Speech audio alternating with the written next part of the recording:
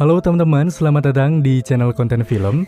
Di kesempatan kali ini saya akan membahas alur cerita film bertema zombie kembali yang rilis pada tahun 2020 di India yang berjudul Betal. Film yang saya bawakan kali ini adalah film series Netflix dengan season 1 memiliki 4 episode. Film ini adalah garapan dari sutradara kenamaan yaitu Patrick Graham dan Nikhil Mahajan. Dibintangi oleh beberapa aktor dan aktris terbaik di India, antara lain Ahana Kumar sebagai Ahluwalia, Vinod Kumar Singh sebagai Vikram Sirohi, Suchrita Pillai Malik sebagai Komandan Tyagi. Film ini menceritakan tentang sebuah kejadian aneh ketika para warga bermaksud mengoperasikan terowongan peninggalan penjajah Inggris yang sudah tertutup untuk dijadikan jalan raya. Namun tanpa mereka ketahui, meski sudah diberitahu oleh warga sipil mengenai kutukan yang ada di dalam terowongan itu, tidak kunjung dipercayai oleh para militer yang mengawali ketidakinginan antara mereka, di mana zombie-zombie tentara Inggris telah sekian lama menunggu untuk dibebaskan dari dalam terowongan itu. Sehingga timbullah berbagai kepanikan massal karena para zombie benar-benar menunjukkan sifat onar karena terus merasa lapar. Berhubung memiliki 4 episode, maka dari itu saya akan membahas per 2 episode di satu pembawaan. Jadi, tanpa berlama-lama mari kita mulai ke ceritanya dan selamat menonton. Cerita dibuka dengan sebuah jurnal milik Kolonel Idons pada tanggal 17 Juni 1857 yang berisikan tentang keberadaan pasukan Inggris yang dahulunya ingin menolong penduduk sekitar. Bertemu dengan pemberontak yang membuat mereka terpojok, berhubung tidak memiliki jalan lain, sang kolonel yang percaya tidak percaya akan kekuatan sihir menggunakan sihir dewa pelindung untuk mereka. Di mana dengan itu sebuah kutukan betal pun muncul yang berhasil menghancurkan orang-orang itu. Namun kolonel dan pasukannya harus menelan pil pahit ketika ia harus membawa kutukan itu sebagai imbalannya, yang kini merubah mereka menjadi monster mengerikan dengan terjebak di dalam terowongan di waktu pemerintahannya. Lalu scene pun berganti yang memperlihatkan sekelompok warga Nesanilja yang tengah melakukan ritual menyembah dewa betal yang telah mereka percayai turun-temurun. Ritual itu dipimpin oleh tetua desa Nilja yang bernama Bibi, yang memiliki kemampuan berkomunikasi dengan monster betal. Namun tiba-tiba di tengah proses ritual, terlihat Bibi yang kini dirasuki oleh roh jahat, seketika mengatakan kepada penduduk untuk tidak membuka terowongan ini. Mengingat akan ada orang kota yang ingin membuka jembatan itu. Kemudian ketika di pagi hari, terjadilah sebuah kerusuhan di kota tersebut, di mana para pekerja kontraktor swasta terjadi pemberontakan dengan penduduk desa Nilja, yang mana penduduk itu tetap menjaga agar terowongan itu tidak kembali dibuka oleh mereka. Yang dimana ini adalah sebuah proyek besar atas pimpinan negara yang diawasi oleh seorang pria yang bernama Mundalvan. Berkat kejadian pemberontakan itu, sebuah berita stasiun TV pun mulai mengangkat suatu dilema besar. Ketika sang pembawa acara mengusut tuntas agar CPID bertanggung jawab atas kematian warga sipil di hutan Campa akibat pemberontakan itu. Namun tak lama kemudian, seorang komandan pasukan Bas yang bernama Tyagi pun membantah soal tuduhan itu jika mereka membunuh warga sipil. Yang ada mereka rela memberikan nyawanya agar tidak membahayakan negerinya itu. Singkatnya kini memperlihatkan seorang militer bernama Sirohi yang tengah melihat sebuah berita di koran terkait kejadian pemerintahan yang menuduh para militer membunuh warga sipil. Namun tiba-tiba saja koran itu kini direbut oleh rekannya yang bernama Ahluwalia, dan ia pun mengatakan bahwa itu adalah berita palsu dan kau tidak perlu mencemaskan itu. Hingga keesokan harinya Komandan Tyagi pun memanggil Sirohi, di mana Tyagi yang bertugas sebagai petinggi militer memberikan tugas kepada Sirohi untuk membantu mengevakuasi desa Nilja, karena daerah mereka hendak dijadikan hidup dan juga ingin mengelola barak militer Inggris yang sudah hancur ratusan tahun lalu. Namun sebelum memulai misi itu, sang pemimpin memberikan perhatian khusus yang dimana ia mengatakan bahwa penduduk di desa Nilja sebagian adalah Naksal atau sebuah organisasi komunis yang tak segan-segan menentang atau disingkat sebagai teroris. Berkat iming-iming kenaikan pangkat Sirohi oleh Tyagi, membuat ia tanpa membutuhkan waktu lama menyetujui arahan dari pemimpinnya itu. Berkat persetujuan misi tersebut, Sirohi dan juga anak buahnya pun kini pergi menuju desa Nilja dengan beberapa militer. Hingga di tengah perjalanan tiba-tiba Sirohi pun terbangun dari mimpi buruk yang sekaligus membawanya sampai di desa yang dimaksud. Penduduk yang melihat para militer datang pun seketika mencoba menghalangi mereka dengan begitu gagah beraninya. Hingga situasi yang kini mulai memanas, mengakibatkan terjadinya aksi perlawanan antara pasukan militer serta penduduk Nilja tampak begitu mencekam. Saat terjadi pemberontakan, terlihat sepasang suami istri yang melihat pemberontakan itu bermaksud pergi menuju rumah tetua bibi atau leluhur di desa ini guna melaporkan situasi kejadian. Pasutri yang mulai mengatakan kepada bibi terkait mereka yang telah berhasil merebut penduduk serta mengotori desa Nilja. Singkatnya, pada akhirnya karena kalah persenjataan, pemberontakan pun dapat diselesaikan dengan mudah oleh para militer tanpa ada perlawanan yang cukup berat. Mengetahui diambil alihnya wilayah Nilja, para pekerja proyek pun seketika mulai menghancurkan rumah-rumah yang berada di sana hingga tersapu dengan tanah. Hingga di waktu bersamaan, saat itu juga pasukan Bas yang diketuai oleh Shirohi pun bermaksud menuju pintu terowongan untuk membersihkan area. Akan tetapi sesampainya mereka di pintu terowongan, mereka dihadang oleh penduduk desa serta sang tetua yang sudah berada tepat di depan terowongan tersebut untuk menghentikan semuanya. Di situ juga beberapa penduduk memegang sejumlah senjata. Melihat hal itu membuat pasukan Bas langsung mengambil posisi, disertai tanggapan sang bibi yang memberitahukan jika terowongan dibuka, maka tidak akan ada orang yang bisa selamat. Saat situasi diambang ketegangan, tiba-tiba saja Mudalpan serta Tyagi menyuruh Shirohi dan pasukannya untuk menembak bibi serta penduduk desa yang berada di sana. Namun di sana Shirohi mencoba menolak hal tersebut karena mereka ditugaskan bukan untuk membunuh. Berkat tolakan itu, hingga pada akhirnya Mudalpan pun menyuruh bawahannya yang bernama Bunu untuk melakukan sesuatu. Yang mana tiba-tiba terjadi sebuah ledakan besar di belakang pasukan Shirohi. Para militer yang kini memberikan asumsi jika pasukannya telah diserang. Dengan itu mereka pun langsung menembaki bibi serta penduduk desa dengan sangat beringas. Namun, di sana menyisakan sepasang suami istri yang telah memberitahukan kepada bibi berhasil selamat. Hingga setelah aksi itu, seketika Shirohi pun teringat dengan sesosok anak perempuan yang menghiasi ingatannya saat ini. Ketika waktu menunjukkan malam, mereka pun kini sepenuhnya merasa senang karena telah berhasil membuka terowongan serta menyingkirkan penduduk tersebut. Setelah itu Mudalpan selaku penanggung jawab proyek ini memerintahkan para pekerja agar segera membersihkan terowongan tersebut, sementara para pekerja kontraktor swasta pun seketika sudah memulai pekerjaannya. Pasukan Bas yang kini telah berhasil menangkap sepasang suami istri bernama Punia, diisi dengan penjelasan Punia yang mengatakan bahwa mereka bukan teroris atau neksal, karena bukan mereka yang telah memasang peledak untuk menyerang mereka. Dengan penjelasan itu, tidak kunjung membuat Shirohi percaya, bahkan hendak menghabisi mereka. Di waktu bersamaan, tepatnya saat para pekerja telah masuk ke dalam terowongan, tak lama kemudian para pekerja pun kini terlihat keluar dari terowongan itu dengan badan penuh luka serta darah. Para pemantau yang melihat hal itu pun seketika merasa panik, terlebih juga Tyagi yang mengira ada teroris di dalam terowongan itu, kini berusaha melaporkan kepada Shirohi jika mereka telah diserang. Shirohi yang tidak sempat menghabisi Punia, seketika bergegas ke area terowongan untuk mengecek apa yang sebenarnya sudah terjadi. Setelah sampai di terowongan yang dimaksud, Tyagi pun mengatakan kepada mereka bahwa ia akan memimpin untuk keadaan di dalam sana, sementara Shirohi menjaga di area luar untuk menunggu mereka. Tyagi yang dikawal oleh 5 orang bawahannya, seketika kini dipantau melalui kamera masing-masing di area luar terowongan, hingga para kelompok yang belum lama masuk, kini menimbulkan suara tembakan. Dan tak lama kemudian keluarlah 2 prajurit dengan badan penuh luka, yang dimana 2 prajurit itu bernama Chandran dan Tripati. Melihat kejadian itu, seketika membuat orang di luar pun semakin panik, terutama Shirohi, karena Tyagi sang pemimpin masih berada di dalam terowongan. Saat itu juga Shirohi dengan cepat memutuskan untuk masuk kembali ke dalam, untuk menolong Komandan Tyagi dengan ditemani oleh salah satu rekannya yang bernama Hag. Hingga saat mereka sudah berada di dalam, seketika mereka melihat situasi sudah tidak kondusif, yang mana lokasi tersebut sudah dipenuhi dengan ceceran darah. Sampai akhirnya, pencarian Tyagi pun membuahkan hasil. Ketika mereka melihat Tyagi tengah berbaring, terdiam begitu tidak berdaya.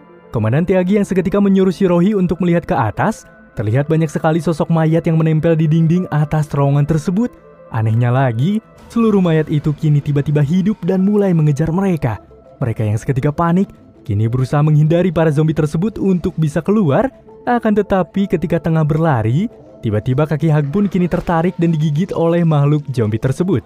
Shirohi yang melihatnya pun, kini seketika menembak zombie itu dan ia juga berhasil menyelamatkannya. Hag, Shirohi serta Tyagi yang seketika berhasil keluar dari terowongan harus menelan kenyataannya kembali ketika penderitaan mereka pun tak sampai di situ. Di mana zombie-zombie tadi mengejar mereka semua terus-menerus. Bahkan zombie-zombie itu pun menembaki mereka dengan peluru mengingat para zombie itu adalah pasukan Inggris yang sudah dikutuk. Mereka yang seluruhnya panik, kini seketika berusaha menggapai sebuah bangunan tua, yang mana bangunan itu adalah sebuah bunker peninggalan tentara Inggris dan terlebih dahulu ditempati oleh tetua bibi suku Nizla. Namun saat mereka akan masuk ke dalam, mereka harus dibuat panik kembali ketika pintu itu nyatanya terkunci sangat rapat, yang telah terisi Punia serta suaminya, yaitu orang yang dituduh pemberontak. Para zombie yang tidak berhenti menembaki mereka membuat Shirohi terus meminta tolong kepada Punia agar bisa membukakan pintu untuk mereka. Akan tetapi, mereka yang berada di dalam itu mengatakan jika mereka ingin masuk ke dalam, maka mereka harus meninggalkan orang-orang yang terluka di area luar. Namun Shirohi yang tidak mengerti maksud Punia berusaha mempertahankan agar tidak meninggalkan teman-temannya yang sudah terluka. Berhubung situasi semakin parah, karena para zombie pun terus saja menembaki mereka, bahkan istri dari Mudalpan pun harus tewas terkena tembakan, hingga pada akhirnya salah satu militer pun langsung menembaki pintu itu yang kini membawa mereka masuk. Para pasukan yang kini tengah menyelamatkan orang-orang yang terluka, disertai dengan istri dari Mudalpan yang dibawa oleh Punia serta suaminya yang tidak tahu dibawa ke arah mana. Saat mereka semua berada di dalam, terlihat anak dari Mudalpan yang bernama Sanapi menangis karena kini tidak bisa melihat lagi ibunya. Setelah itu Shirohi pun mengatakan kepada Mudalpan bahwa ia akan segera mencari istrinya itu. Saat ia sedang mencari, tiba-tiba ia menemukan sebuah pintu yang dimana di dalam pintu itu terdapat Punia serta suaminya.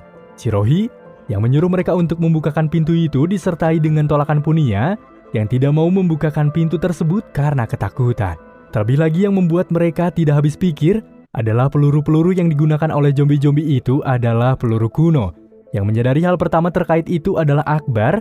Saat itu juga Yadab mendapatkan laporan bahwa denyut nadi Komandan Tyagi mulai normal, namun ia tidak merespon sama sekali serta rambut Tyagi juga berubah menjadi warna putih, menandakan semacam adanya keanehan. Di sisi lain, para militer yang seketika berkumpul mulai membagi tugas masing-masing, yang mana ada yang bertugas menyalakan listrik, menjaga mayat serta menyimpan kamera di setiap sudut rumah itu. Saat mereka sedang berdiskusi serta mencari bantuan menggunakan walkie-talkie, namun tidak kunjung ada yang merespon sama sekali. Awalia pun mengatakan kepada Shirohi bahwa para zombie telah memusnahkan setengah dari pasukannya itu. Shirohi pun menjawab bahwa semua itu terjadi terlalu cepat, di mana kamera itu tak merekam serta radio mereka tiba-tiba tidak berfungsi. Hingga saat mereka sedang berbicara, tiba-tiba walkie-talkie bersuara seperti kaset rusak. Shirohi yang mencoba mematikannya, namun ternyata itu bukan suara walkie-talkie melainkan suara dari Komandan Tyagi. Saat itu juga ada sebuah panggilan dari walkie-talkie yang mana memberikan ancaman bahwa Shirohi harus segera menyerahkan gadis itu padanya. Ternyata, gadis yang dimaksud adalah Sanvi. Di sisi lain, Yadab yang sedang menjaga kedua mayat dan berusaha mengecek luka-luka korban, tiba-tiba ia beberapa kali sempat dikagetkan dengan suara-suara yang ditimbulkan oleh mayat rekannya itu. Namun apa yang terjadi ketika Yadab melihat mayat-mayat itu terbangun yang mana sudah berada di sampingnya? Mendengar teriakan dari Yadab, mereka pun langsung menyusulnya, yang ternyata Yadab pun sudah tewas, serta kedua mayat itu pun kini menghilang. Seketika melihat Yadab terkapar, Awalia pun mengira bahwa Yadab telah menembakkan dirinya sendiri. Saat itu juga Akbar mengatakan kepada mereka untuk segera keluar dari sana, karena jika mereka masih di sini, mereka semua akan ikut mati. Setelah itu, Shirohi yang sudah tidak kuat merasakan keanehan yang berada di tempat itu, ia pun berencana untuk menemui Punia serta suaminya untuk menanyakan apa yang sebenarnya sudah terjadi. Saat itu, Shirohi pun mencoba membuka ruangan Punia dengan sesekali mengatakan kepada Punia apa yang telah dia lakukan dengan semua mayat-mayat rekannya itu. Mendengar hal itu, Punia pun menjawab bahwa ia tidak ada sangkut pautnya dengan pengambilan mayat rekannya. Punia yang merasa aneh, seketika langsung membukakan pintu dan terlebih dahulu menodongkan senjatanya kepada Shirohi serta membawanya ke sebuah ruangan. Hingga ketika Punia membuka tirai, tiba-tiba Shirohi dikagetkan ketika melihat mayat istri Mudalpan yang mana telah ditusuk seluruh tubuhnya untuk mengantisipasi ketidakinginan. Lantas, Shirohi yang mengira Punia kejam dan dalang dari pembantaian ini pun langsung menodongkan pistolnya kepada Punia, kemudian mengatakan bahwa mereka adalah monster. Dan di situ juga Punia mencoba menjelaskan bahwa itu adalah untuk keselamatan mereka, di mana iblis telah melukai seseorang atau membunuh, baik menggigit atau mencakar, dan ia juga mengatakan bahwa teman-temannya itu bukanlah diculik, melainkan mereka semua telah terinfeksi dan sudah bangkit menjadi zombie. Yang mana satu-satunya cara untuk membunuh mereka semua bukan ditembak, melainkan dibakar. Dia juga terlebih dahulu memberitahukan bahwa mereka akan aman untuk tinggal di sini, karena ia sudah menebarkan taburan kunyit, garam, serta abu mengelilingi tempat ini, yang mana para zombie itu takut terhadap rempah-rempah yang telah dibuat terlebih dahulu oleh mendiang tetua bibi. Setelah mendengar hal itu, Shirohi yang sekiranya mengerti, langsung pergi dari sana dan menemui mayat Yadap, yang mana ia akan berencana membakar mayatnya itu. Setelah sampai, ia pun segera membakar mayat tersebut, karena saat itu juga Madap telah berubah menjadi zombie. Lalu seketika ia juga berusaha memberitahu teman-temannya, namun mereka malah menertawakan dan tidak mempercayai hal tersebut. Merasa pikiran Shirohi sudah gila, membuat para pasukan mengubah pemimpin pasukan yang digantikan oleh Ahlu. Shirohi yang seketika langsung menemui Hag untuk menyuntikkan sesuatu kepada Hag karena dia telah tergigit oleh zombie, yang mana sebentar lagi akan berubah menjadi makhluk serupa. Namun, tiba-tiba kini datanglah Akbar, yang mana dia adalah kakak dari Hag, yang seketika langsung mencegah hal tersebut dan menodongkan pistol kepada Shirohi. Akbar yang mulai berasumsi jika Shirohi sudah gila karena telah memotong-motong mayat Madap serta membakarnya. Kini membuat Shirohi tidak sadarkan diri ketika dipukul oleh Akbar yang terlihat kesal kepadanya. Shirohi yang berusaha ditinggalkan oleh teman-temannya, yang mana para pasukan Bas hendak pergi dari tempat ini. Dengan terlebih dahulu Akbar mengatakan kepada Ahwalia untuk meninggalkan Shirohi di tempat itu karena dia sudah tidak lagi waras. Di tengah para pasukan yang hendak pergi, singkatnya Shirohi yang mulai tersadar kembali, kini terbangun di sebuah bathtub dengan kaki dan tangan terikat. Shirohi yang mendengar teriakan kencang dari Sanavi, seketika berusaha melepaskan ikatannya dan segera menghampiri sumber suara itu. Hingga tak lain dan tak bukan, di mana Sanavi yang tengah beristirahat, kini dikejutkan dengan kedatangan seseorang yang seketika merayap di atap dinding dan juga berusaha menyerangnya. Beruntunglah Shirohi yang datang cukup tepat waktu, berusaha menolongnya dan langsung membawa Sanapi keluar dari ruangan itu. Hingga saat ia sedang berusaha menahan pintu, kegaduhan mereka mengundang Punia yang segera menolong Shirohi untuk menahan menggunakan lemari yang berada di sana. Kemudian setelah itu, Punia pun segera menaburkan kunyit tepat di depan pintu, sehingga para zombie kini menjauh dan tidak lagi terdengar berontak. Singkat cerita, mereka bertiga pun kini mencoba menghalangi para pasukan yang hendak pergi dari tempat ini. Para pasukan yang jelas-jelas tidak mengerti akan monster apa yang mereka hadapi, kini mulai diberikan arahan oleh Shirohi jika Hak juga sudah terinfeksi. Menyadari para pasukan Bas benar-benar keras kepala, Punia yang kini berusaha membuktikan jika ia sudah berubah, langsung melemparkan serbuk kunyit ke wajah Hak, yang membuat wajahnya itu kini melepuh dan langsung berubah arogan serta menyerang pasukan lain. Hal itulah membuat semua orang merasa ketakutan, terutama Akbar yaitu sang kakak dari Hak, yang kini seakan-akan menunjukkan sifat maaf kepada Shirohi karena tidak mendengarkan larangannya. Hingga saat itu juga, mereka langsung menahan zombie Hak dan mengikatnya dengan bermaksud untuk membunuhnya. Namun situasi berkata tidak, ketika nyatanya tiba-tiba langit menurunkan hujan yang sekaligus memadamkan api penghalang zombie, serta menghilangkan garis kunyit yang telah dibuat oleh Punia. Lalu kemudian, kini terlihat satu zombie yang akan bersiap untuk menyerang mereka semua. Hingga film Battle Season 1, episode 1 dan 2 pun kini selesai. Film Battle yang merupakan film original Netflix memang menyuguhkan suasana baru dalam penghadirkan film bertema zombie. Bukan sebab akibat wabah atau senjata biologis, awal mula terciptanya zombie di film ini. Hal itu mungkin membuat semacam bumbu pembeda dari kualitas ketegangan yang akan diciptakan. Dengan mengambil unsur kepercayaan rakyat India mengenai dewa, film ini masih cukup masuk akal untuk kita cerna, bahkan cukup mudah untuk bisa kita pahami. Zombie Battle yang tercipta akibat hukum karma atau kutukan. Ketika pasukan Inggris yang ingin menghabisi koloni musuh, mulai memohon kepada dewa untuk membantu mereka agar diberikan kekuatan battle yang membantu mereka menghadapi musuh dengan mudahnya.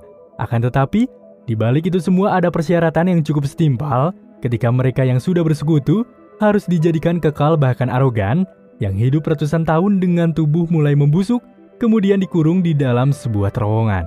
Tidak ada yang harus saya jelaskan di film ini, karena saya rasa semua sudah tersusun rapi di sepanjang film. Mohon maaf jika ada salah kata dari pembahasan yang saya bawakan, sebab masing-masing penonton punya cara tersendiri dalam hal menyimak apa yang sudah disampaikan. Terima kasih sudah menonton, dan sampai jumpa di lain tayangan. Wassalamualaikum warahmatullahi wabarakatuh.